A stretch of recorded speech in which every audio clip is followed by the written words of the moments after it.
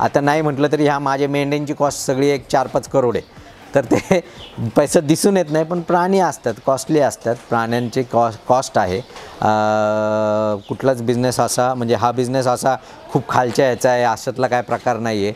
खूप चांगला बिझनेस आहे. तुम्ही कष्ट लावून आणि मेहनतीने जर काम केलं तर सक्सेस नक्की आहे. थोड्याफार अडचणी येतच राहणार आहेत, त्या अडचणीवरती आपल्याला मात करायची आहे. नाही जर 2 एकर तुमच्याकडे जमीन असेल तर शहरात जाऊन नोकरी करण्यापेक्षा आपल्या ठिकाणी, आपल्या घरी, आपल्या मनाचे राजे, आपल्या कामाचे राजे आणि आपल्या मेहनतीचे राजे बनण्यामध्ये कधी बी चांगलं आहे.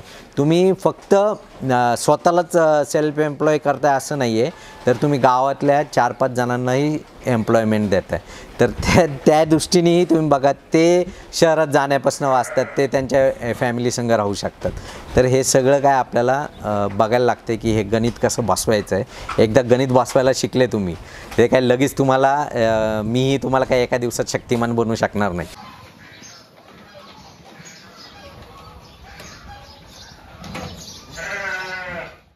नमस्कार मंडळी, मी यश काशीद आपल्या लाडक्या आणि आवडत्या ग्रेट सह्याद्री या यूट्यूब चॅनलमध्ये आपलं स्वागत करतो. तर मित्रांनो, जवळपास 2 ते 3 तासाचा प्रवास करून मी आलो आहे दौंड तालुक्यातील पाटस या गावामध्ये. आता तुम्हाला प्रश्न पडला असेल की मी या गावामध्ये कशासाठी आलो आहे. तर मित्रांनो, तुम्हाला माझ्या मागे दिसत असेल तर संपूर्ण हायटेक पद्धतीने बंदिस्त मेंढीपालन केलं जाते आणि या मेंढीपालनातून एक चांगला नफासुद्धा कमवला जातो आहे. तर या संपूर्ण फार्मचं नियोजन कसं चालतं आहे, मॅनेजमेंट कसं चालतं आहे, तर ही संपूर्ण गोष्टी आजच्या व्हिडिओमध्ये आपण पाहणार आहे. आणि हो, यामध्ये एक खूप महत्त्वाची आणि एक खूप चांगली कॉन्सेप्ट आहे, ती म्हणजे 12 लाखाच्या इन्व्हेस्टमेंटमध्ये तुम्ही दर महिन्याला 1 लाख रुपये कमवू शकता. तर ते कशा पद्धतीने हे आजच्या व्हिडिओमध्ये आपण पाहणार आहे. व्हिडिओ खूपच भन्नाट झाला आहे मित्रांनो, त्यामुळे व्हिडिओ शेवटपर्यंत नक्की पहा. आणि हो, तुम्ही प्रथमच आपल्या चॅनलमध्ये आला असाल ना, तर नक्कीच चॅनलला सबस्क्राईब करा आणि असंच नवनवीन क्वालिटी कंटेंट व्हिडिओ पाहण्यासाठी बेल आयकॉन देखील क्लिक करा. चला तर आपल्या व्हिडिओला सुरुवात करूया. तर मित्रांनो, आज आपण आहे पाटसमधील कपिला कृषी अँड गोट फार्ममध्ये आणि तुम्हाला इथे मागे दिसत असेल की संपूर्ण बंदिस्त मेंढी पालन केलं जाते, ते पण एका अत्याधुनिक पद्धतीने. तर याविषयी आज आपण संपूर्ण माहिती घेणार आहेत. तर सरसुद्धा आपल्यासोबतच आहेत. नमस्कार सर. नमस्कार सर, मला सर्वात प्रथम आपला परिचय आणि आपले जे काही मेंढीपालन आहे या मेंढीपालनचा एक ॲड्रेस सांगा. सर्वप्रथम तर मी सरांचं कपिला कृषी अँड गोट फार्मच्या वतीने स्वागत करतो आणि सर्व व्ह्युअर्सचंही स्वागत करतो कपिला कृषी अँड गोट फार्ममध्ये. माझं नाव निलेश अनिल जाधव. आपण ज्या फार्मवरती थांबलो आहे त्याचं नाव Kapila Krishi and goat farm. Taluka at post Malad, Patas, Daund taluka, जिल्हा पुणे. कुरकुम MIDCपासून एक 5 ते 6 किलोमीटरवरती आहे आणि भिगवणपासून एक 20 किलोमीटर पुणे सोलापूर हायवेला. तुम्ही स्वतः या व्यवसायात कसे काय उतरला, म्हणजे एकदम बंदिस्त मेंढीपालन किंवा मेंढीपालनचा व्यवसाय का, म्हणजे तुम्ही या व्यवसायाचीच निवड का केली? बंदिस्त असा काय माझा असा अनोखा किंवा पहिल्यांदा केलेला प्रयोग असा नाही आहे, पण एवढं आहे की ह्याच्यामध्ये अडचणी येतात आणि त्या अडचणीवरती आपण मात केलेली आहे. म्हणजे त्याच्या प्रत्येक अडचणीला आपण सोल्युशन शोधलेले आहेत. कसं आहे की आपल्या बंदिस्त केल्यानंतर ना काही फायदे पण होतात, असं नाही की बंदिस्त केल्याने तोटेच होतात. म्हणजे एकतर आपला एक माणूस दिवसभर फिरायला वगैरे काय जायला लागत नाही, सगळ्या मेंढ्या तंदुरुस्त राहतात आतमध्ये आणि आपल्याला माहिती असतात की कोणाला काय लागत नाही, कोणाला इजा होत नाही, कारण ते तेवढ्या याच्यामध्येच फिरतात, दगडामध्ये याच्यामध्ये असं काही फिरत नाही, त्यामुळं लागणं वगैरे काही अडचण येत नाही. दुसरी गोष्ट, आपल्याला डिवर्मिंग वगैरे म्हणजे जंताचा प्रसार वगैरे होणं असतं किंवा व्हायरल इन्फेक्शन्स वगैरे होणारं असतं. म्हणजे जसं कोविड बाहेरनं आल्याशिवाय होत नाही, तसं आपण जर बाहेर शेळ्या नेल्याच नाही किंवा बाहेर फिरायला काही नेलेच नाही तर आपल्या इथं व्हायरल इन्फेक्शन किंवा बॅक्टेरियल इन्फेक्शन काय होणार नाही. तसंच आपले जंत बी आहेत, जसं जंत झाले किंवा पॅरासाईट झाले, म्हणजे लिका झाल्या, गोचिडे झाले, हे सुद्धा बाहेरनंच येतात. म्हणजे जर जोपर्यंत ते बाहेरनं कुठला प्राणी घेऊन येत नाही तोपर्यंत काय आपल्या इथं ह्याच्यामध्ये होत नाही किंवा आपले बाहेर बी प्राणी जात नाही, आपल्या शेडमध्येच असतात. शेड मेंटेनन्स आपण दर महिन्याला केलं, गोचिडाचे औषधं वगैरे असतात, तर आपल्या इथं काही प्रादुर्भाव कशाचा गोचिडाचा लिकाचा वगैरे होत नाही. त्यामुळं बंदिस्त शेळीपालन किंवा आपण मेंढीपालन म्हणू तर हा काय माझा एकट्याचा प्रयोग नाही, फक्त ह्याच्यामध्ये काही अडचणी आहेत, त्या अडचणीवरती सोल्युशन आहेत, 100% सोल्युशन आहेत. सवय लावण्यावरती आहे. एकदा सवय लावली मेंढीला की ती कुट्टी खाते, सुका चारा खाते, खुराक खाते आणि आपल्याला उलटी येणं काय आहे की जे फिरायला नेतात त्यांना वर्षातनं एकदाच पिल्लं भेटतात. आपल्याला राऊंड म्हणजे 12ही महिने आपल्याला पिल्लं भेटतात आणि कंटिन्युअस ही सायकल चालू राहते. म्हणजे असं नाही की 2 वर्षातनं आपल्याला कधी 2 वर्षातनं 4 वेळा बी पिल्लं मिळतात. 3 वेळा तर मिळतातच, पण कधी 4 वेळा पण मिळतात. तर त्यामुळं बंदिस्त आपल्याला मेंढी किंवा शेळीपालन हे खूप सक्सेसफुल आणि खूप चांगल्या पद्धतीने ह्यानी करू शकतो आपण आणि कमी मेहनतीमध्ये. तर सर आता आपल्या संपूर्ण फार्मवर किती मेंढ्या कोणकोणत्या जातीच्या आहेत सध्या? आपल्याकडं पूर्वी एक 501 मेंढ्या होत्या. त्यावेळेस आम्ही प्रत्येक म्हणजे जवळजवळ 7 ते 8 प्रजाती होत्या माझ्याकडे. म्हणजे भारतात जितक्या ब्रीड्स आहेत तेवढ्या सगळ्या आम्ही ठेवल्या होत्या आणि त्यांना आम्ही डॉर्पर क्रॉस करत होतो. आता आपण आपल्या मागं जे बघतोय हे ब्लॅकहेड प्युअर ब्लॅकहेडचे डॉर्पर जातीच्या मेंढ्या आहेत. ह्याच्यामध्येच आपल्या त्याच्या मागच्या साईडला व्हाईट हेडमध्ये आहेत. इकडं तुम्ही ह्या साईडला बघता तर ह्या नारी सुवर्णा ब्रीडच्या मेंढ्या आहेत. तर ह्या नारी सुवर्णा जी आहे तिला आपण डॉर्पर क्रॉस करून आपण कपिला म्हणून ब्रीड बनवली आहे. आता पहिले तर मी डॉर्पर जातीचे वैशिष्ट्य सांगतो. काय आहे की बऱ्याचशा ब्रीड आहेत दुसऱ्या पण त्या ब्रीड्स तितकी चांगल्या सुटेबल नाही आहेत ह्याच्यासाठी. कारण का ते पण आपण आत्ता बघू. तर पहिली तर आहे की ह्यांचं जे रुमीन ज्याला जठार म्हणतात किंवा वजडी म्हणतात त्याला आपण, ती 1.5 पट मोठी आहे. त्यामुळे जितका बी चारा खातात शेळ्या किंवा मेंढ्या त्याचं FCR जो आहे फूड कन्व्हर्शन रेशो तो 3 पट जास्त आहे. साधारणपणे साधी मेंढी जी आहे आपल्या इकडची इंडियन मेंढी तिने 1 किलो चारा खाल्ला तर तिचं वजनामध्ये रूपांतर 50 ते 60 ग्रॅममध्ये होतं. ह्यांचं 150 ते 200 ग्रॅममध्ये. मग 3 पट आपल्याला चांगला FCR भेटतो. तो बंदिस्तमध्ये, कारण आपला सगळ्यात जास्त खर्च हा फीड आणि खुराकावरती होतो, म्हणजे चाऱ्यावरती आणि खुराकावरती. तर तो आपला कमी होतो ही ब्रीड ठेवल्याने.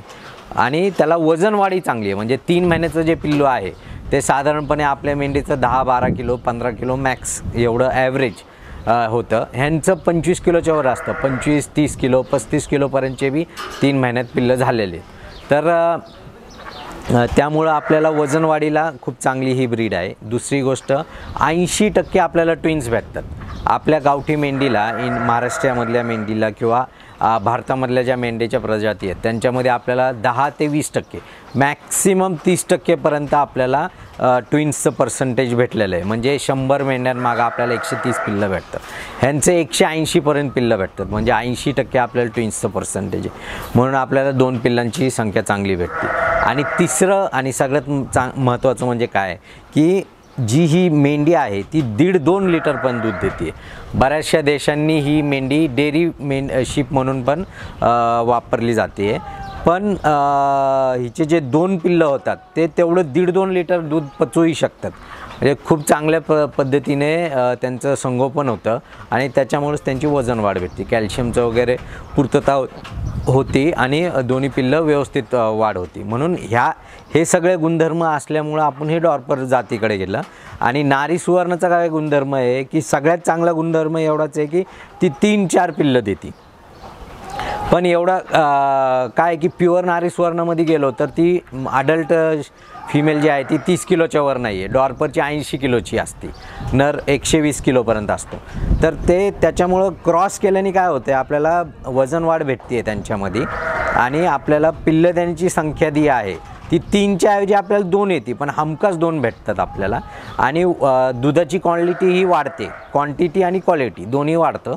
त्यामुळं जी कपिला ब्रीड आहे ती आपल्या स्थानिक मेंढ्यांना मध्ये क्रॉस करण्यासाठी खूप योग्य अशी ब्रीड बनवलेली आहे. मला सांगा आपला जो संपूर्ण फार्म आहे यावर मेंढ्यांची मार्केटिंग कशी केली जाते? म्हणजे तुम्ही स्वतः मेंढ्यांची पिल्लं वाढून विकताय की डायरेक्ट आपण मेंढ्या वाढून विकतोय? नाही, आपण काय करतो पिल्लं एक 3 महिन्याच्या पुढचे पिल्लं आणि 20 किलोच्या वरचे. एक तर कपिला ब्रीडचे हे ओव्हरबुक्ड आहेत. म्हणजे फिमेल्सला ओव्हरबुकिंग आहे. आणि मेल जर जास्त आले तर आम्ही ते कटिंगसाठी काढतो. त्यातले आम्ही सिलेक्टेड जे आहेत मेल जे की चांगले क्वालिटी आलेली आहे ज्याच्यामध्ये डॉर्परचे चांगले गुणधर्म आलेले आहेत ते आपण ब्रीडिंगसाठीच विकतो. मोठे करतो पाहिलं तर त्यांना. आणि जे लो क्वालिटीचे आलेले आहेत किंवा 50% मधले वगैरे वगैरे तर ते आपण कटिंगसाठी 20 किलोचे झाले 25 किलोचे झाले की ते कटिंगसाठी देतो आपण. सर आता ब्रीडिंगवर कशा प्रकारे काम चालते आपल्या इथे? ब्रीडिंगवरती म्हणजे आपल्या ज्या माद्या आहेत त्यांचं फुल रेकॉर्ड आहे आपल्याकडं, की त्यांचे आईवडील आजी आजोबा हे सगळं ठेवलेलं आहे. आणि तसे त्यांचे पिल्लं झाले म्हणजे की आम्ही त्यांचे व्हिडिओज वगैरे काढतो आणि हे आमचे क्लायंट्स वगैरे आहेत त्यांना पाठवतो. ते इम्पोर्टच्या यांच्या संग तसं होतं. आणि कपिला म्हणून जी ब्रीड आहे तिचं बुकिंग घेतलं जातं, म्हणजे 5,000 रुपये देऊन आपण ते बुकिंग घेतो. आणि जसं ते 20 किलोचे झाले की आम्ही त्यांना फोन करतो, पिल्लं 20 किलोचे झालेले आहेत, तुम्ही या आणि घेऊन जाओ. किंवा आम्ही त्यांना व्हिडिओ पाठवतो, हे तुमचे 20 किलोचे झालेले आहेत, जर तुम्हाला पसंत असतील तर आम्ही ते ट्रेननी किंवा टेम्पोने वगैरे आम्ही ते पाठवून देतो. सर, आता तुम्ही तुमचा व्यवसाय एवढ्या चांगल्या प्रकारे चालवताय. जर एखादा तरुण आहे ज्याला हा व्यवसाय सुरू करायचा असेल तर त्याने सुरुवातीला कोणती जात निवडली पाहिजे आणि त्याला सुरू करण्यासाठी मिनिमम इन्व्हेस्टमेंट किती लागेल? तसं आपण एक सेपरेट व्हिडिओ पण घेणार आहे, ज्याच्यामध्ये आमचं जे सल्ल्यानुसार आम्ही काय म्हणतो की मिनिमम इन्व्हेस्टमेंट तुमची 12 ते 15 लाखापर्यंत जाते, ज्याच्यामध्ये तुमचं रनिंग कॉस्ट आणि खाद्याचा कॉस्ट, ॲनिमलचा कॉस्ट, शेडचा कॉस्ट हे सगळं इन्क्लुडेड आहे. तेवढं जर तुम्ही इन्व्हेस्टमेंट केली तर दर महिन्याला तुम्ही 1 वर्षानंतरनं दर महिन्याला तुम्ही 1 लाख रुपयापर्यंत तुम्ही दर महिन्याला कमवू शकता. सर, आता कसं आहे, मी पाहिलं आहे की खूप मेंढी पालनाचे फार्म आता सुरू होतात ते, पण ते बंदसुद्धा पडत आहे. किंवा शेळी पालनाचे फार्म पण सुरू होतं ते, पण ते बंद पडत आहे कालांतराने. त्यांना व्यवस्थित मॅनेजमेंट जमत नाही किंवा ते बोलतात की हा व्यवसाय परवडण्यासारखा नाही आहे. तर यावर तुमचं काय म्हणणं आहे? नाही, परवडण्यासारखं आहे. तुम्ही जर माझं सल्ल्याने जर तुम्ही हे केलं, कारण मटण मार्केटसाठी जरी केलं की ॲक्च्युअलमध्ये काय असतं की आपल्या इथं अजूनही नोमॅड्स म्हणजे धनगर जे आहेत ते फिरतात. त्यांना चारा म्हणजे चाऱ्याचा किंवा लेबरचा किंवा ह्याचा खर्च नसतो. त्यामुळं आपण त्यांच्याशी मटण मार्केटमध्ये कम्पीट करणं हे थोडंसं मुश्किल जातं बंदिस्त शेळी पालनामध्ये, कारण आपल्याला खुराक आला, चारा आला, ह्याचं सगळ्यांचं आपल्याला कॉस्टिंग येतं. फक्त आपल्याला कधी परवडतं जेव्हा आपण बल्कमध्ये करतो आणि त्यांचं जे म्हणजे त्यांना निवारा एका ठिकाणी नसल्यामुळं त्यांचा प्रॉब्लेम काय असतो की त्यांच्या प्राण्यांना स्किन इन्फेक्शन होतात. कुठल्या पॅन्डेमिक झालं तर ते खूप लवकर पसरलं जातं. खूप सारे प्राणी मरतात त्यांचे, खूप सारे गाभडतात. त्यांना शेड वगैरे नसल्यामुळं उन्हाळ्याचं पावसाळ्याचे त्यांचे प्राण्यांचे हाल होतात. तर ते सगळे आपले फायदे आहेत आणि आपण त्याचे कसे आपण आपलं त्याचं भांडवल करू शकतो तर ते आपल्याला बघायचं आहे. म्हणजे आता कसं आहे की आपलं रेग्युलर इथं ठेवल्यामुळं, बंदिस्त केल्यामुळं आपल्याला ह्यांचं डिवर्मिंग करता येतं. म्हणजे तेच जर फिरायला नेणारं असतील, वाघर लावून ठेवणारे असतील तर ते डिवर्मिंग कसं करणार, औषधं कसे पाजणार, ते अवघड जातं त्यांना. तर त्यापेक्षा आपल्या बंदिस्तमध्ये हे सगळ्या गोष्टी करणं खूप सोपं जातं. तर सर, आता आपला जो फार्म आहे ना संपूर्ण एवढा मोठा, तर याचं सकाळ ते संध्याकाळचं एक वेळापत्रक कसं चालतं आणि त्यांना चारा किती प्रमाणात दिला जातो ते एक सांगा मला. सकाळी फक्त पहाटे 6 वाजता आहे ना गायांच्या पिळण्या होतात आपल्या इथं. त्यानंतर 8 वाजता सगळे लेबर येतात. ठीक आहे. आता मेंढी पालनाचं फक्त बघितलं तर 8 वाजता आपलं काय हे चालू होतं. सकाळी गव्हाणी साफ होतात, 8:15 गव्हाणी साफ झाल्या. चाऱ्याची कुट्टी होती, 8:30 पावणे 9पर्यंत चारा पडून गेलेला असतो. त्यानंतरनं पिल्लं जे सेपरेट केलेले असतात रात्रीचे, ते पिल्लं आम्ही त्यांना जर 2 किंवा 3 पिल्लं असतील तर त्यांना आम्ही थोडं आर्टिफिशियल म्हणजे गायांचं जे दूध पिळण्यात आलेले आहेत त्यांच्या गायांचं दूध पाजतो आम्ही त्यांना आणि मग नंतर त्यांना आयनकट सोडतो. एक 9:30पर्यंत आम्हाला पिल्लं पाजून झालेले असतात. 9:30 वाजता पिल्लं पुन्हा सेपरेट केले जातात. म्हणजे तिथं फक्त आयनकट जे आहेत ते सकाळी 1 तास, सकाळी अर्धा तास आणि संध्याकाळी अर्धा तास इतक्याच वेळ पिल्लं सोडले जातात. इतर वेळेस पिल्लं आणि आई ह्या सेपरेट असतात. त्यानंतरनं एक अर्ध्या तासाचा आमचा नाश्त्याचा ब्रेक आहे 9:30 ते 10. मग 10 वाजता आमच्या इथं लोक कटिंग चारा कापायला जातात. म्हणजे आमच्या इथं सुबाबळ आहे, शेवरी आहे, मका असते, ज्वारी असते, नेपियर गवतं आहेत, दशरथ घास, मेथी घास. तर हे सगळे हिरवे चारे आहेत आमच्याकडं. तर हे सीझन वाईज असतात. तर ते कटिंग करायला जातात. जवळजवळ 10 ते 12, 12:30, 1 वाजेपर्यंत हे कटिंगच चालतं. 2 ते 3 तास. एकदा तो चारा आला की त्याची आल्या कुट्टीचा होते. 1:30 वाजता मग दुपारची सुट्टी होती. दुपारच्या सुट्टीनंतरनं 2:30 वाजता लोक येतात 2:30 वाजता 1:30 ते 2 2:30 जेवण करून आले की 2:30 वाजता चारा पडतो पहिले. सॉरी, मी एक मिस झालं. 1 वाजता जे आहे आमच्या इथं खुराक पाडलेला आहे. जेव्हा ते चारा कट करून येतात तेव्हा ते खुराक टाकतात आणि खुराक टाकल्यानंतर कुट्टी करून घेतात आणि 2:30 वाजता कुट्टी केलेली जी आहे ती 2:30 वाजता पुन्हा एकदा कुट्टी पडते. कसं आहे की कधीकधी आता दोन्ही टाईम ओला चारा आहे कारण उपलब्ध आहे.